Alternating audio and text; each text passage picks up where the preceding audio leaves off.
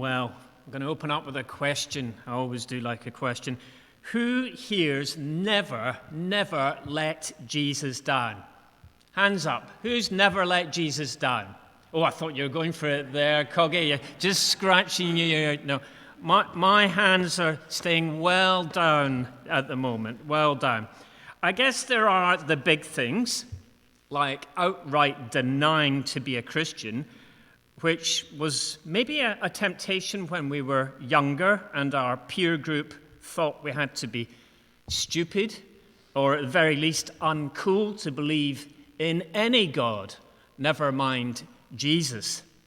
But then there are the other ways we can deny Jesus, like when we don't live out what we say we believe, when we don't put him first in our lives, when we don't do our Bible study, when we don't give our time or our money to his service, when we let anger get the better of us and hurt somebody by what we say or how we say it, when we fail to love those in need, when we fail to stand up for Jesus in public for fear of embarrassment, and so on.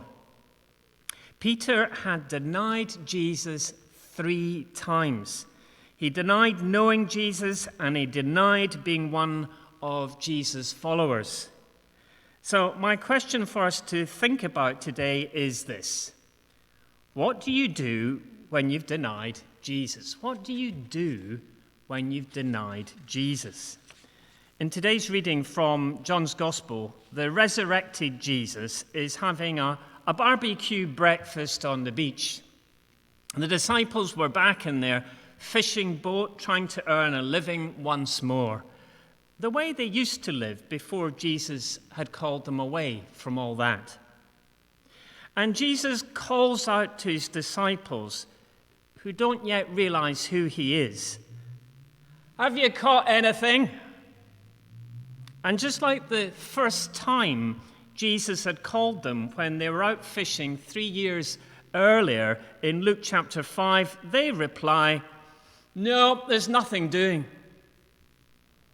Jesus tells them to throw the net out the right side of the boat, and they catch so many fish they couldn't haul the net in. In Luke 5, they'd had a similarly huge catch after listening to Jesus and doing what he said. So Jesus invites them to bring some of the fish they just caught and have some breakfast with him. I wonder how Peter was feeling. This wasn't the first time he'd met the risen Jesus. It was the 3rd time Jesus had appeared to his disciples, indeed the 4th time when we include his appearance to Mary Magdalene. I reckon Peter, who really loved Jesus, wanted to break the ice about his denial of him. They both knew it had happened, and I bet Peter wanted it out in the open so he could be properly forgiven. But I'm not sure Peter had anticipated the lesson Jesus was about to teach him. Peter had denied Jesus 3 times, and Jesus asks Peter 3 times if he loves him. The first time, verse 15, Jesus asks, "Simon, son of John, do you truly love me more than these?" These may refer to his fishing gear or the other disciples. Either way, Jesus was asking Peter if he loved him above all else.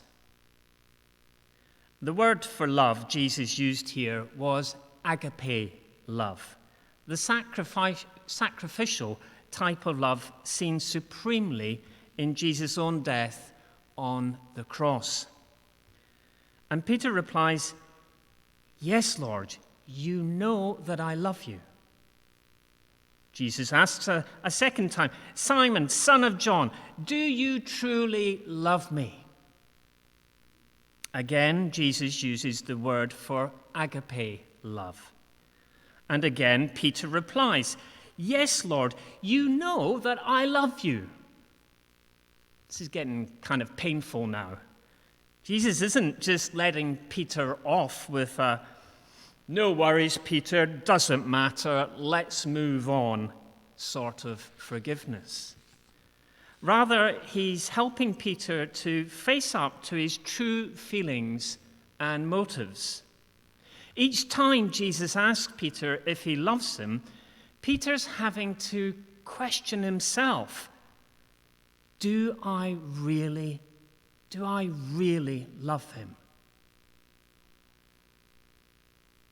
When you've denied Jesus, as we all have, we too need to be asking ourselves that question. Do I really love him? Do I really love him? A third time, Jesus asked Peter, Simon, son of John, do you love me? Now this time, Jesus uses the word for what's known as filial love. And filial love is more about affection, affinity, or brotherly or sisterly love. It's like Jesus was saying, are you even my friend? Wow, that must have hurt. And each time Peter said, yes, I love you, Jesus. And Jesus said, feed my lambs, take care of my sheep, feed my sheep. If any of us are going to guide, nourish, and truly care for God's people, we need to first passionately love Jesus. It's easy to say we love Jesus, but to actually love him with a sacrificial agape love is going to be costly. It will cost us.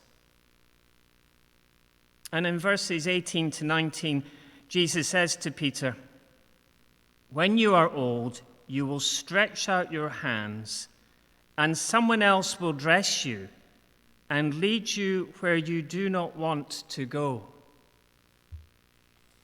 In doing so, Jesus was hinting at the kind of death by which Peter would glorify God.